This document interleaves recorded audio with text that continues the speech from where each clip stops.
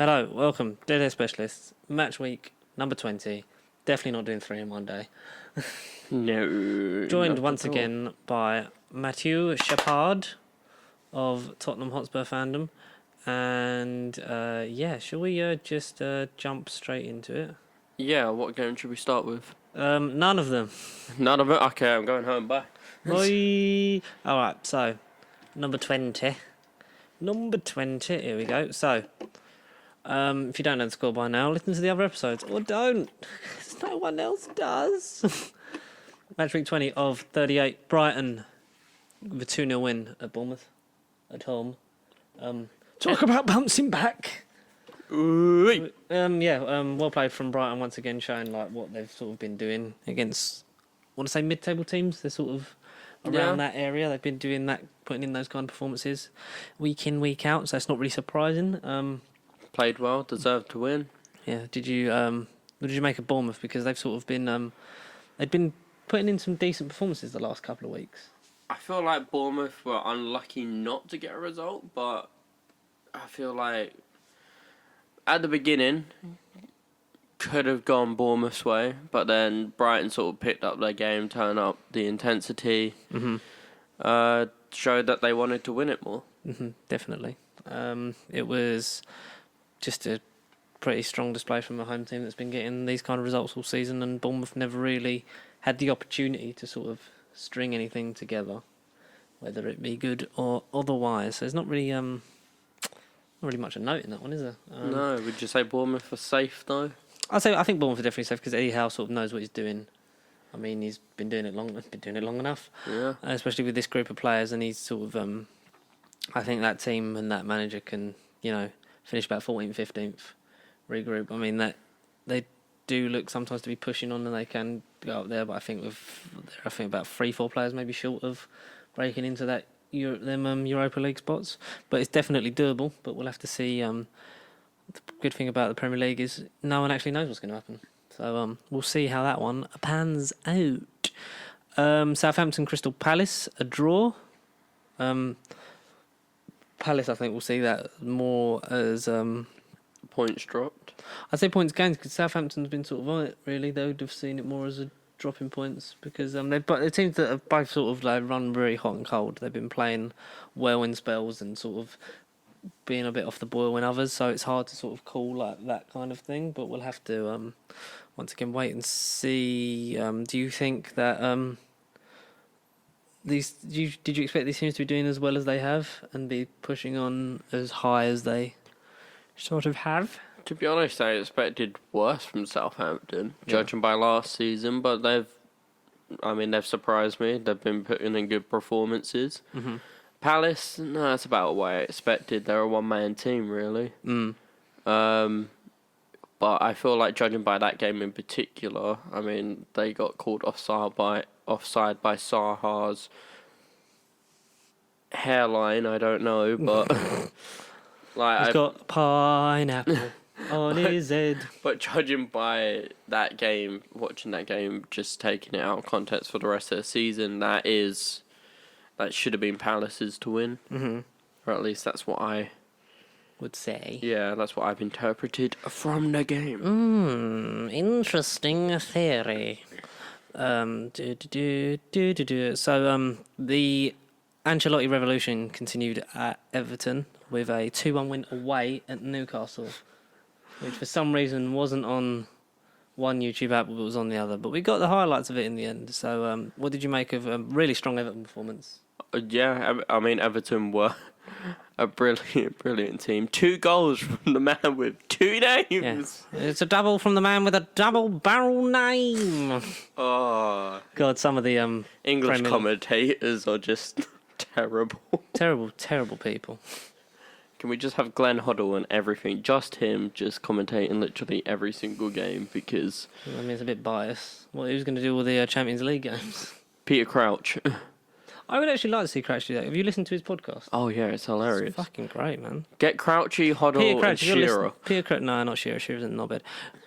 If Peter Crouch, if you're listening, which I fucking don't know why you would, but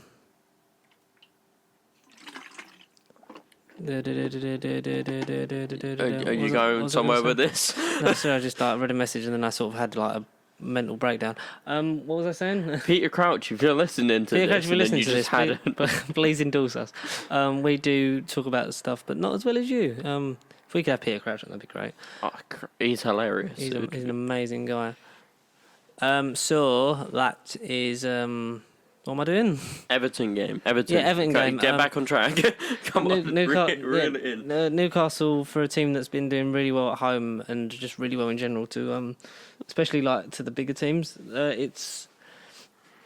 It's a shock that they lost this game, but Everton played with such a high intensity that sort of comes with the boost of a new manager. Calvert-Lewin especially has been the man with two names, scoring 2 goals, but he's been the one that's sort of been, as I said, his lucky charm, but it's like, no, he's just been in the right place at the right time and scored the goals that were needed.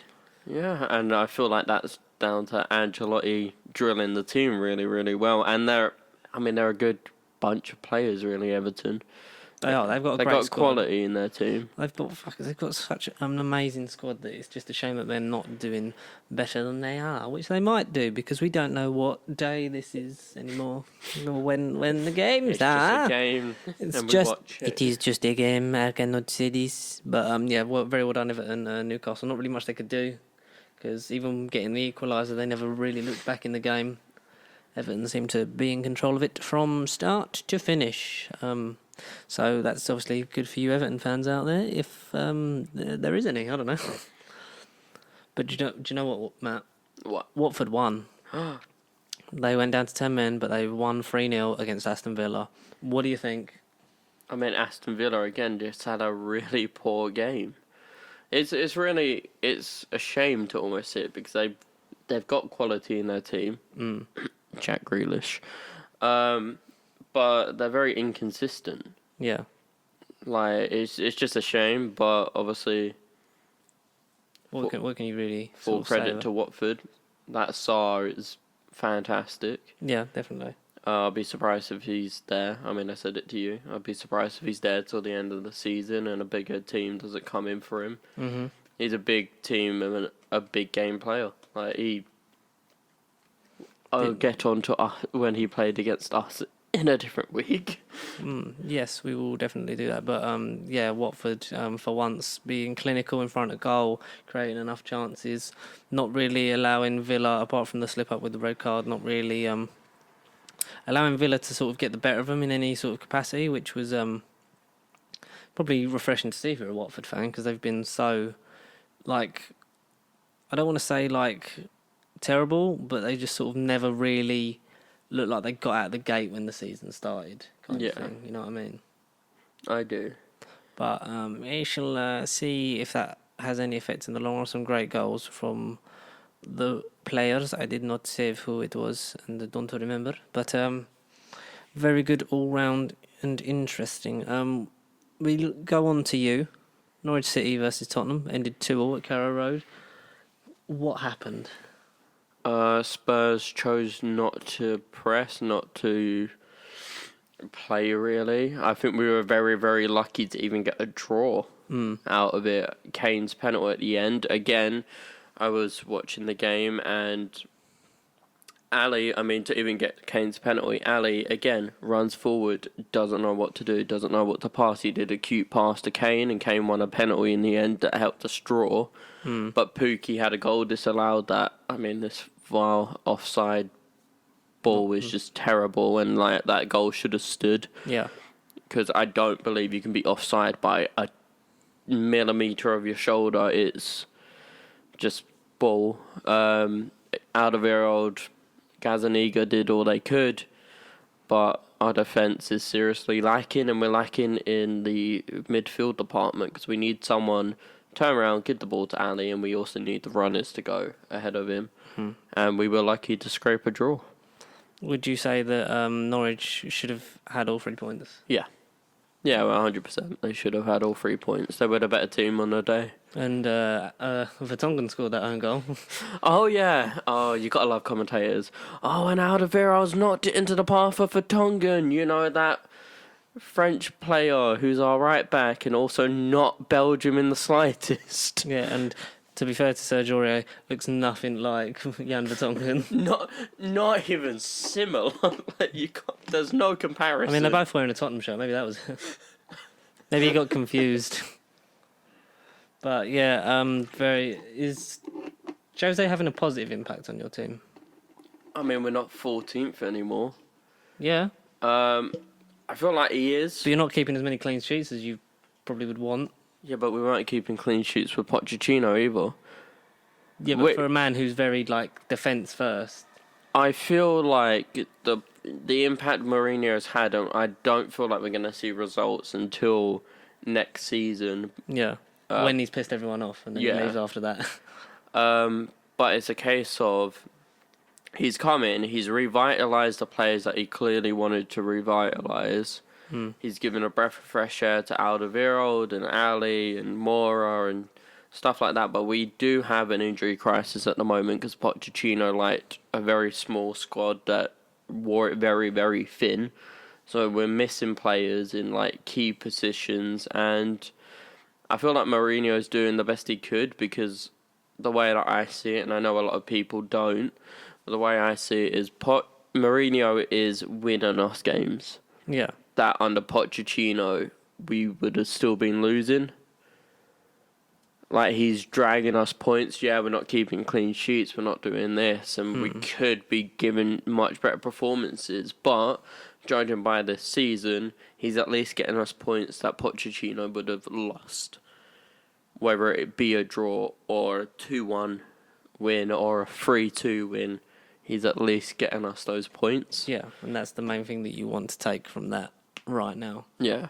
I mean, I know it's not the Premier League, but if you think the Olympiacos game in the Champions League, we came from 2-0 down to win 4-2, and that is the effect that Mourinho is having with us. Yeah. Because Pochettino, the way that this season was going and our injuries and everything, that would have been 4-0 Olympiacos. Yeah, game over. But yeah, so still yet to reap the benefits of the new manager. West Ham, who I think this was Pellegrini's last game. So will they be reaping the benefits of a new manager? Find out. Stay tuned. I don't know. But they lost to Leicester City 2-1 in a very...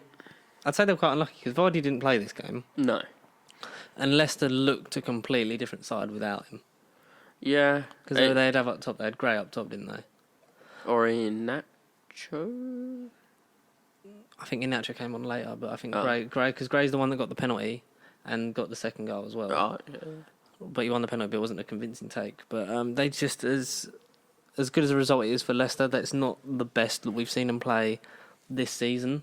It's not the Leicester we've been watching. No. Do you think that without Vardy, because he wasn't injured when he was taken out of that one, he was just left out, wasn't he? Yeah, I feel like it was just a case of him being overworked. Yeah. Would you be worried if you were to lose Vardy, if you were a Leicester fan? An injury, do they have the sort of squad depth to push them on through? I feel like they should. Yeah. I mean, Leicester isn't exactly a one-man team. No. They do have quality in their side, and I feel like even without Vardy, I reckon they would struggle because obviously Vardy does bring so much to any side. Yeah, so much pace and so much more going forward. It's unreal. But to say they would struggle badly, I don't think they would. I think they would survive. But that was a game that could have gone either way because, as I said, Leicester's last good performance was against City. Mm-hmm. That's fair enough at the end of the day, isn't it? On to Burnley, Man United. Man United keeping up their wins, beating Burnley 2-0 away from home. Decent goals for, what was it? Was it Martial and Rashford? Yeah. Fair enough going forward, but still at the back they seem to be losing a lot in the middle. I don't get the whole Pogba thing. I think he's someone that would just lift that midfield just to a different level even for now. But you need players. He's clearly, I don't think he wants to be there. Why would you when you're tweeted like that? He can come to us.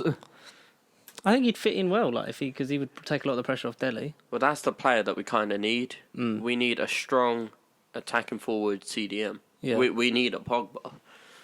So Well, he might be going spare, so let's see if you go in for him. That would be nice for you, wouldn't it? Levy spend over 30 million for a player? I don't think so.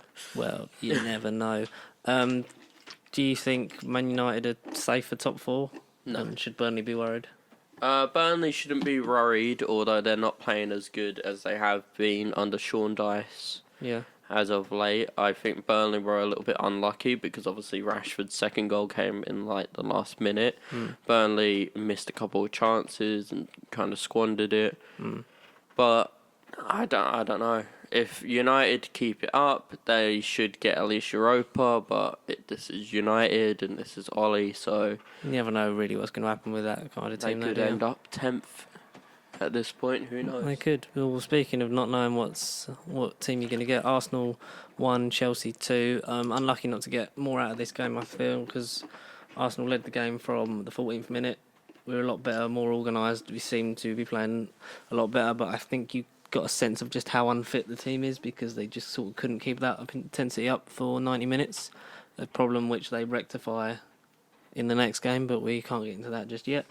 And a mistake by Leno, a man who has saved us out of so many dire situations this year and kept us in so many games, to a player who shouldn't have really been on the pitch. Yep. What do you think about that whole Jorginho thing? I mean, VAR and refereeing once again proving the inconsistency. I'm struggling with words after so much talking. So many episodes. Yeah, no, it's the inconsistency, really. Yeah. It's, if you're going to give a yellow card, you got to give it to Jorginho. Like, even if it is a case of just, alright, here's a second yellow off your sod. Yeah, because he gave yellows to Guendouzi and Torreira for near enough the same thing. So And how if- is he still on the pitch to get that equaliser? A mistake that shouldn't have been made by Leno, but still, ifs, buts, maybes, really, isn't it? And then he got the equaliser, and then they kicked on from that, and Tammy Abraham got the winner, and from then on they just sort of... Because it was... The first half was all Arsenal, the second half was all Chelsea, and it was just our fitness. You knew we weren't going to keep up with that, and it was the pressure was building, and once you're backing off on Tammy Abraham as soon as he gets the ball, and then Mustafi should have done so much better. Yeah. When it was when it's coming through, like when he's backing off from the halfway line, you just go in for the tackle. It might leave you a man short, but at least you're going in for the ball because it gave him so much time to regroup, get the ball back into Abraham after it coming wide from Willian, and then he got that vital touch to take it away from Mustafi, and job done.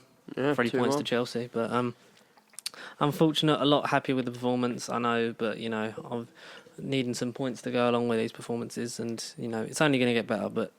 I mean, I would have preferred a 1-1 draw. That would have suited me lovely. It would have suited you just fine. But a team that's not drawing anytime soon, well over 1,000 days at the time of recording this, Liverpool 1, Wolves 0.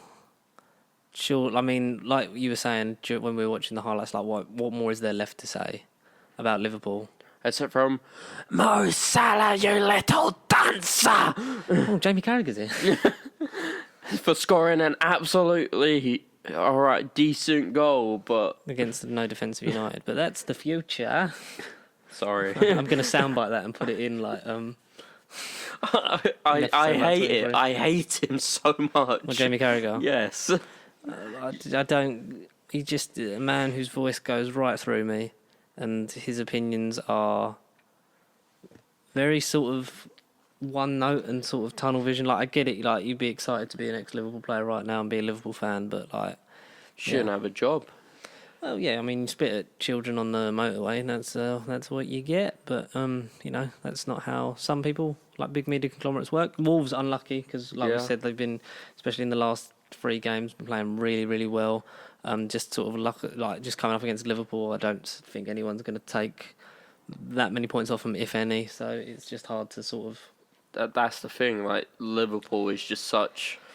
Klopp's got them working. They're a well-oiled machine. Everybody puts in 7 out of 10 performances, and you got the players that put out 10 out of 10s. There is not a bad performer in that everyone team. picks up that team.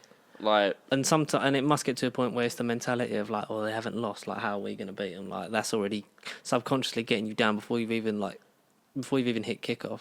And on the other side of it, the Liverpool players are going okay, we're going to win every single game if we continue doing what we're doing. But can they keep that up until the end of the season? I don't see how, unless VAR keeps awarding them penalties or keeping their goals on side. as of this moment, what is it, 10 more wins and they've mathematically won. Yeah. So, you know, they don't need to keep it up. They just need to keep it up for 10 more games. Yeah, and then they can lose the rest of them because they'll be focusing on, like, let's do Champions League back-to-back. Oh, Salah, you beautiful little dancer. Oh, Salah, you little dancer, for scoring against an open goal. Oh, but, you know, it's nice. They've got. I mean, it's been 30 years. They've waited long enough, but maybe they should wait a bit longer. Manchester City God in the knows final. we have. Oh God! In the final game of Matchweek 20, it's Man City versus Sheffield United. 2-0 win from City, bouncing back from their defeat at Wolves. Sheffield United were unlucky, though. Very unlucky. They've been a team that's really surprised. Like, we keep, it might just sound like we're repeating ourselves, but just every week they're still plugging away, still doing their bit. I mean, what more can you say? That game could have and should have ended 2-2. Unlucky offside call again. I say a similar thing to the Pookie situation against Tottenham. It's a case of, okay, but how can a hairline keep you onside, and or put you offside even? What advantage do you gain? And secondly, that headed chance by Sharp, I think it was. Yeah. Right at the end, very, very unlucky not to go in. Hits the post, but that's just the way it goes sometimes. They were very, very unlucky. They were very unlucky, and it was just a clinical performance from City, even though we sort of haven't really said that too many times this season. No. They seem to be doing everything they were doing last season was going well. This season, not so much. Because Pepe's had his head turned by Bayern, probably. I don't know. He's not going to be with City by the end of the season. Oh, definitely not. Maybe. Would he go back to there? I don't know. If they offer him I'd see Poch enough going money, and taking Harry Kane with him, because why wouldn't you turn down to work with your favourite manager and take over from Lewandowski? Nah. Because if you're Harry Kane, would you really go? Because then you're guaranteed to win something and be in the Champions League. And yeah, but compete. Lewandowski's never going to be dropped, though, is he? Never going to be dropped, but he's like 34. True. But the man's still got the fitness of about a 28-year-old, and that's proven by the amount of goals he still bags. Very true. But if there's one thing we know about the Germans, it's that they're ruthless. This is true. Mm-hmm. Yeah. Shall we hit the table and then player of the week, and then we're out of here? Yeah.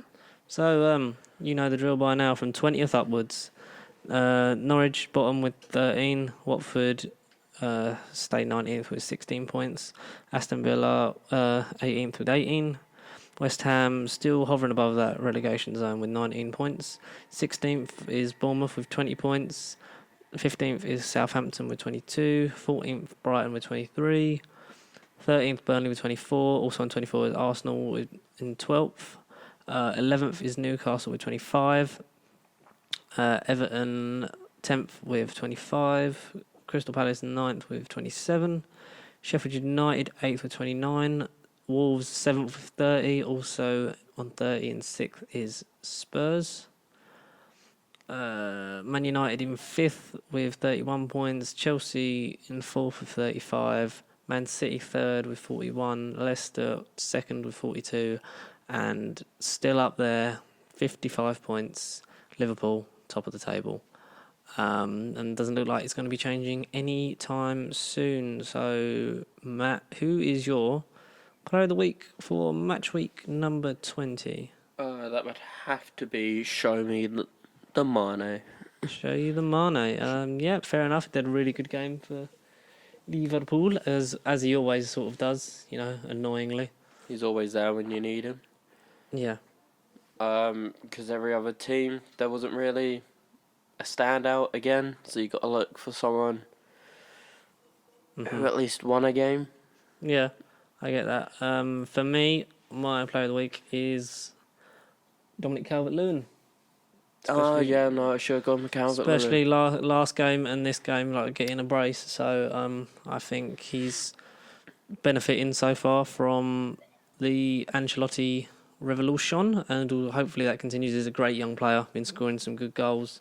And he won the game. He won the game from him, and I hope this helps him push on into the next step in his career. But until then, and the next step in our careers, we're still waiting for. So where can they catch us, Matt, if they want to listen to more? If of you this want to nonsense. listen to more and keep listening to more, you gotta click like, you gotta subscribe, click that little bell, follow the at Pastyshit.com.